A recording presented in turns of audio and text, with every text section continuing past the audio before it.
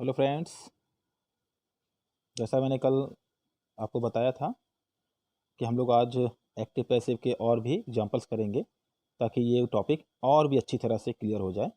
जिन हमारे स्टूडेंट्स को थोड़ा बहुत कहीं भी कन्फ्यूजन होगा, मैं कोशिश करूँगा आज वो सारा कन्फ्यूजन दूर कर दूँ। ठीक है, आइए शुरू करते हैं। चलिए शुरू करते हैं। Few more examples of active and passive voice. ठीक है, he will kill him.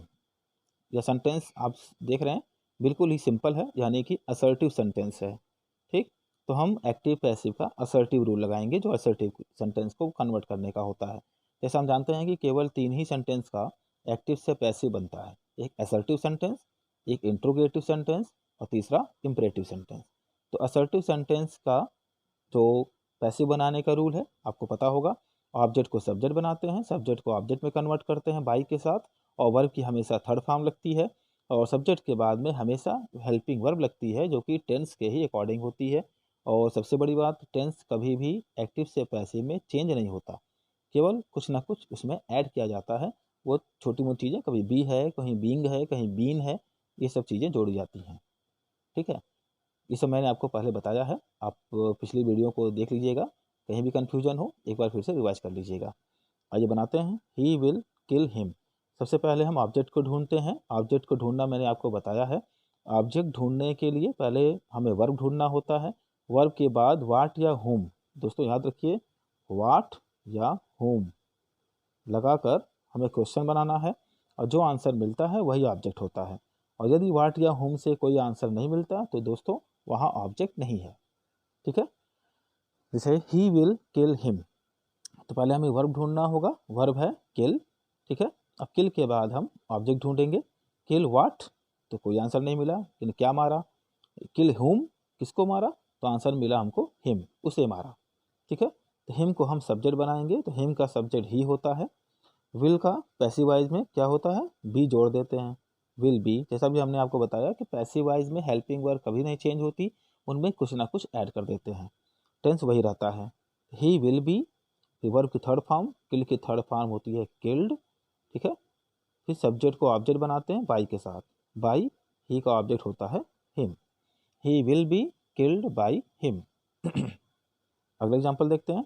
I am drinking milk. ठीक है, ये भी असर्टिव सेंटेंस है, सिंपल है।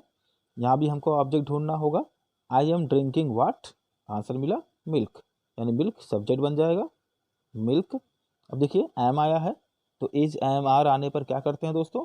उसमें बीइंग जोड़ देते हैं अकॉर्डिंग टू सब्जेक्ट। ठीक है, अब आई सब्जेक्ट था तो एम लगाया गया, लेकिन अब देखिए पैसिव में सब्जेक्ट हमारा मिल्क हो गया, तो मिल्क के साथ तो हम एम लगा नहीं सकते, टेंस हमें वही रखना है, तो मिल्क के साथ हमको इज लगाना होगा।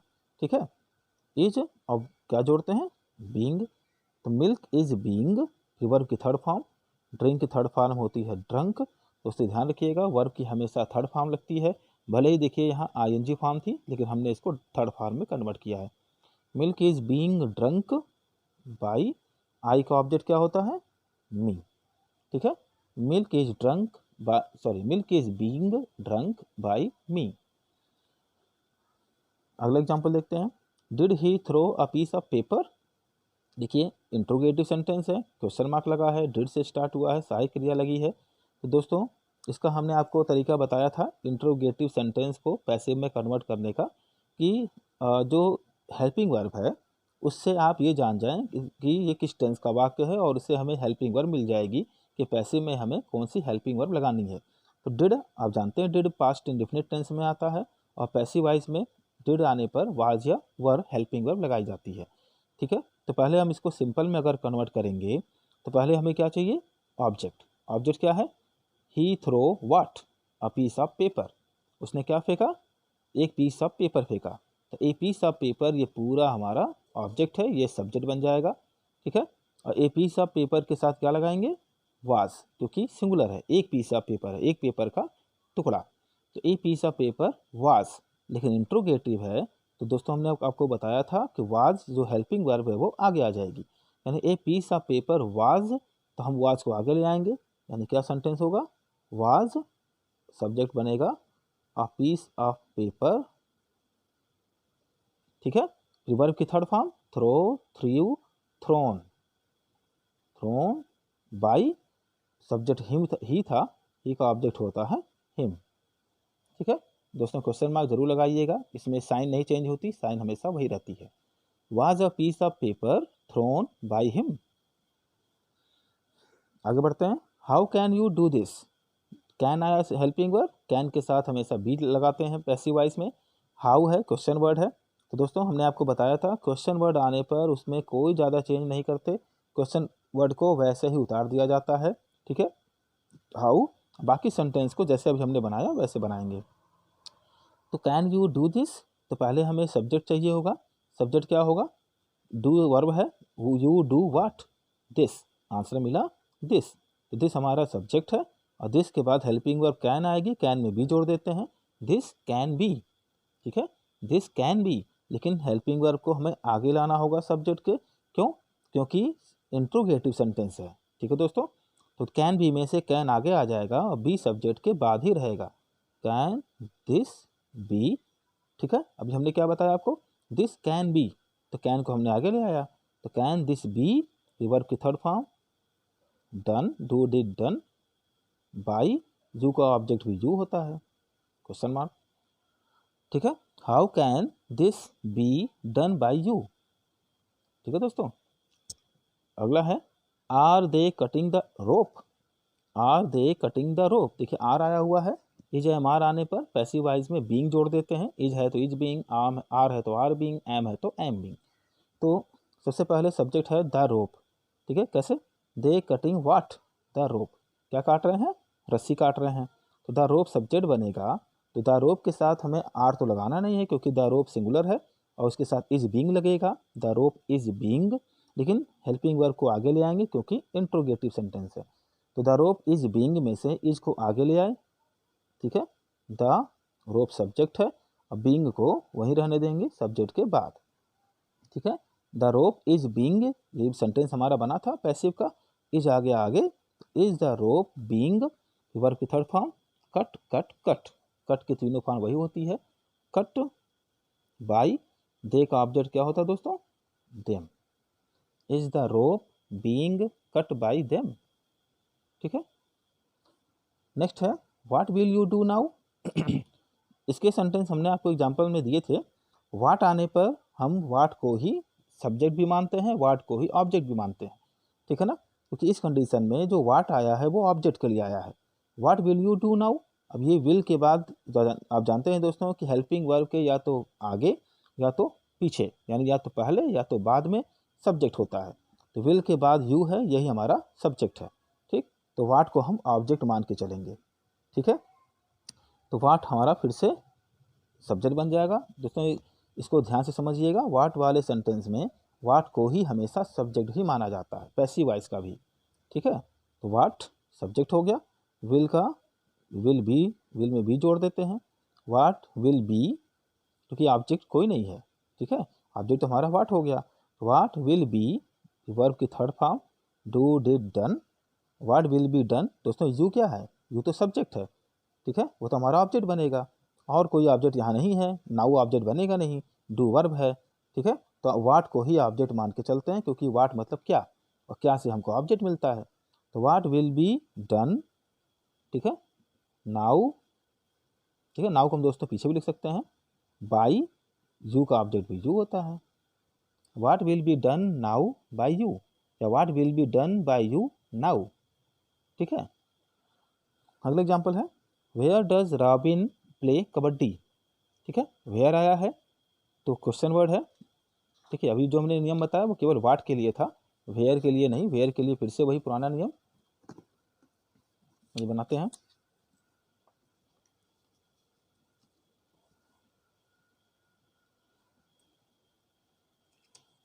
क्या सेंटेंस था, where does Robin play kabaddi, तो वेयर, वेयर वैसे उतार लेंगे क्योंकि क्वेश्चन वर्ड को वैसे उतार दिया जाता है। डज, आप डू या डज जानते हैं कि ये प्रेजेंट इंडेफिनिट टेंस की हेल्पिंग वर्ब है, और प्रेजेंट इंडेफिनिट टेंस में डू या डज आने पर पैसिव वॉइस में इज एम आर लगाते हैं।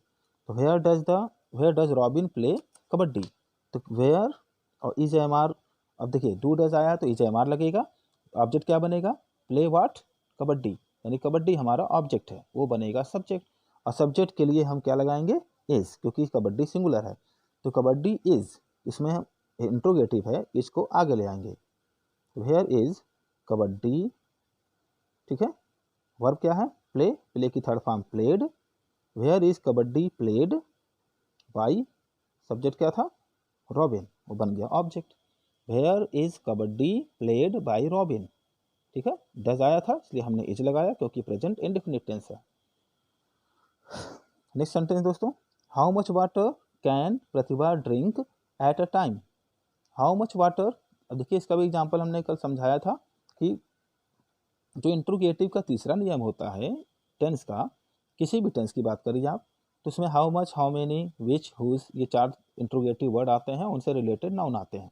तो इस तरह के सेंटेंस में जब हाउ मेनी, हाउ मच या विच या हुज आए हों, तो उनमें इन्हीं को सब्जेक्ट के रूप में जैसे वो दिए होते हैं, वैसे उनको पैसिव में भी सब्जेक्ट ही मान के चलते हैं, यानी वो सब्जेक्ट भी होते हैं और ऑब्जेक्ट भी होते हैं, ठीक है। जैसे अभी वाट का हमने बनाया, वैसे इनको भी बनाना है।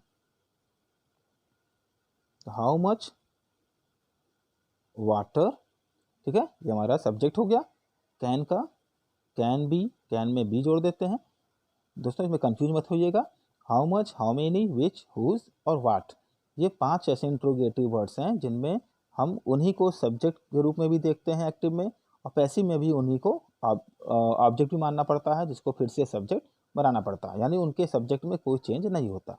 एक्टिव में भी वही सब्जेक्ट होते हैं, पैसिव में भी वही सब्जेक्ट होते हैं, ठीक है। तो हाउ मच वाटर, कैन का बी जुड़ गया, कैन बी, वर्ब की third form drunk, how much water can be drunk, ठीक है, किसके द्वारा, सब्जेक्ट क्या था, प्रतिभा। कैसे, हेल्पिंग वर्ब के आगे ही देखिए हमने क्या कहा था, हेल्पिंग वर्ब के या तो पहले या तो बाद में ही सब्जेक्ट होता है। तो कैन के बाद प्रतिभा सब्जेक्ट है, तो बाई प्रतिभा, ठीक है। How much water can be drunk by Pratibha, अभी क्या बचा है, एट अ टाइम। जो बचा चीज दोस्तों उसको छोड़ना नहीं है, उसको भी पूरा लिखना है।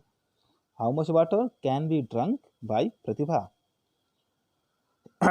नेक्स्ट दोस्तों, हिज बिहेवियर डिसअपॉइंटेड मी। अब देखिए यहाँ से कुछ फिक्स कुछ स्पेशल रूल्स के पैसिव वॉइस शुरू हो रहे हैं, जो मैंने आपको बताया है। इसमें इन सेंटेंसेस में बाई के स्थान पर दूसरे प्रीपोजिशंस लगाए जाते हैं, जैसे टू या एट या विथ, जो कि फिक्स हैं, उनमें कोई चॉइस नहीं है, वो फिक्स होते हैं। जैसे यहाँ पर है डिसअपॉइंटेड, डिसअपॉइंटेड के साथ हमेशा एट लगाया जाता है, ठीक है। तो आइए बनाते हैं, हिज बिहेवियर डिसअपॉइंटेड मी। डिसअपॉइंटेड वर्ब है, ऑब्जेक्ट ढूंढते हैं, ऑब्जेक्ट मी बनेगा। देखिए डिसअपॉइंटेड हुम, आंसर मिला मी, मी का सब्जेक्ट हो गया आई। डिसअपॉइंटेड सेकेंड फॉर्म है, यानी वाज या वर, आई के साथ वाज लगेगा, I was disappointed, third form यही होगी, ठीक है। आई वाज डिसअपॉइंटेड, डिसअपॉइंटेड के साथ एट लगेगा, एट, फिर हिज बिहेवियर, ठीक है ना, एट बाई के स्थान पर एट, और जो सब्जेक्ट था हिज बिहेवियर, ये ऑब्जेक्ट बन जाएगा, एट हिज बिहेवियर, ठीक है दोस्तों।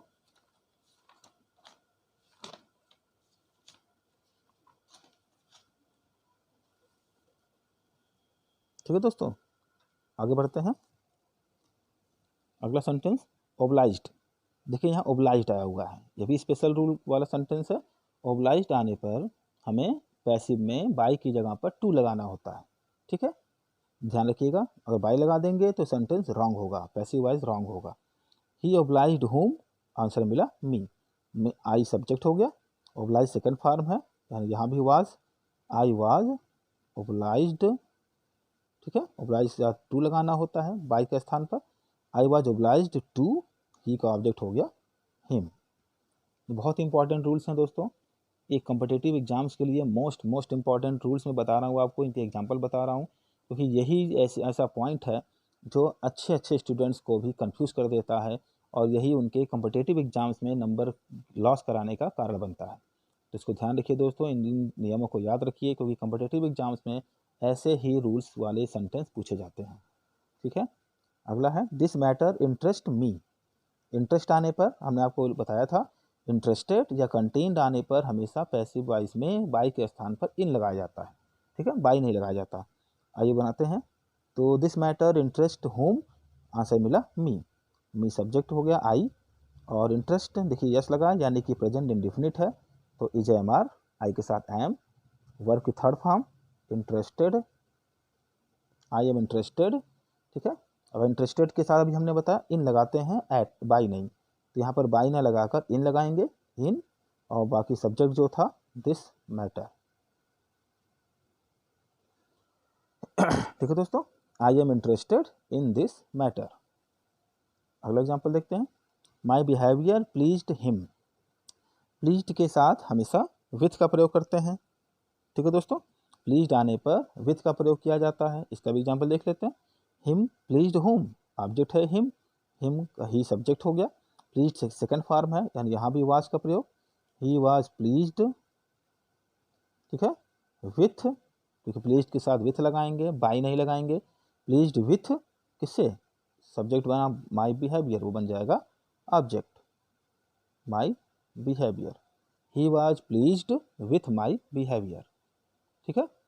अगला है anyone can do this work, दोस्तों इसका भी एक रूल मैंने आपको बताया था। Anyone, someone, anybody, somebody, people और पुलिस, ये कुछ ऐसे अननोन या वेल नोन सब्जेक्ट होते हैं जिन्हें पैसे में लिखने की आवश्यकता नहीं होती, ठीक है, क्योंकि ये एक्टिव में भले दिए हों लेकिन पैसे में इनका लिखना उतना आवश्यक नहीं होता, क्योंकि इनका सेंस बिना लिखे ही उस पैसिव वॉइस में आ जाता है, ठीक है। क्योंकि अननोन जो होते हैं उनको बिना लिखे भी सेंस आ जाता है, जो वेल नोन होते हैं जैसे वेल नोन में पीपल है, पुलिस है, इनको भी लिखने की आवश्यकता नहीं है क्योंकि बिना लिखे ही इनका भी सेंस पैसिव वॉइस में आ जाता है। तो आइए बनाते हैं। Anyone can do this work, तो ऑब्जेक्ट क्या बना, दिस वर्क, दिस वर्क को हम सब्जेक्ट बनाएंगे, दिस वर्क, कैन को पैसे में क्या बनाते हैं, बी जोड़ देते हैं, कैन बी, डू का थर्ड फॉर्म डन, ठीक है, बस बाकी एनीवन को हम ऑब्जेक्ट में नहीं लिखेंगे, ठीक है ना। ये सेंटेंस तो अभी हमने आपको बताया, anyone can do this work, तो this work can be done by anyone लिखने की आवश्यकता नहीं है क्योंकि एनीवन का सेंस बिना लिखे ही इस पैसिव वॉइस में आ गया, ठीक है। ऐसे ही देखिए, the people lined the window, ठीक है, लोगों ने खिड़की के सामने लाइन लगाई, तो हम जानते हैं कि खिड़की के सामने लोग ही लाइन लगाएंगे, ये जानवर तो लाइन लगाएंगे नहीं, पंछी तो लाइन लगाएंगे नहीं, तो ये वेल नोन है, तो इसीलिए यहाँ भी पीपल को लिखने की आवश्यकता नहीं है, ठीक। आप चाहें तो लिख भी सकते हैं, लाइन के साथ विथ लगाया जाता है, ये फिक्स है, लाइन आने पर हमेशा विथ लगाते हैं, बाय नहीं, ठीक है। आइए बनाते हैं। द विंडो सब्जेक्ट बनेगा, the window lined past tense, was ever, the lined was, sorry the window was lined with the people. अब ना भी लिखेंगे तो भी यह सेंटेंस कंप्लीट है, और लिखेंगे तो भी कोई दिक्कत नहीं है, ठीक है। यहाँ पर हम लिख सकते हैं सेंस को शो करने के लिए अच्छे से। आगे बढ़ते हैं। पोस्ट दिस लेटर, देखिए अब यहाँ से कुछ सेंस चेंज हो गया, पोस्ट दिस लेटर यानी यहाँ ऑर्डर का भाव आ रहा है, आज्ञा का, यानी ये इंपरेटिव सेंटेंस हुआ, ठीक है ना। और इंपरेटिव सेंटेंस में कल ही हम लोगों ने पढ़ा है कि इंपरेटिव में जो ऑर्डर के सेंटेंस होते हैं उनमें 3 तरह के रूल हैं। एक लेट से बना सकते हैं हम, let plus subject plus be plus verb की थर्ड फॉर्म प्लस ऑब्जेक्ट। दूसरा हम लोगों ने शुड वाला पढ़ा है, subject plus should be plus verb की थर्ड फॉर्म प्लस ऑब्जेक्ट। और तीसरा हम लोगों ने पढ़ा है जब ऑब्जेक्ट ना दिया हो उस कंडीशन में you are ordered to plus same sentence, ठीक है।